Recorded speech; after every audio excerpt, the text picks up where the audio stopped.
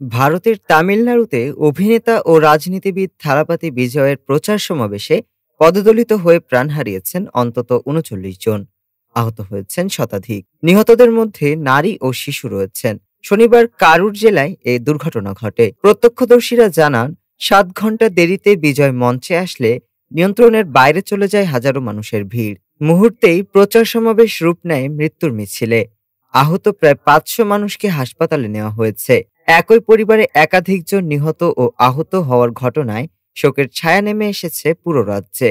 এত মানুষ হতাহতের ঘটনায় হৃদয় চূর্ণ বিচূর্ণ বলে সামাজিক যোগাযোগ মাধ্যম এক্সে শোক ও সমবেদনা জানিয়েছেন থালাপাতি বিজয়। থালাপাতির দল আইন শৃঙ্খলা বাহিনীর গাফিলতিকে দায়ী করলেও পুলিশ জানায়, ১০,০০০ ধারণ ক্ষমতার স্থানে ৩০,০০০-এর বেশি মানুষ জড়ো হয়েছিল। দীর্ঘ অপেক্ষা, গরম ও ভিড়ের কারণে পরিস্থিতি নিয়ন্ত্রণের বাইরে চলে যায়। তামিলনাড়ুর মুখ্যমন্ত্রী এম.কে. স্ট্যালিন নিহতদের পরিবারকে ১০ লাখ ও আহতদের পরিবারকে ১ লাখ রুপি অনুদান ঘোষণা করেছেন।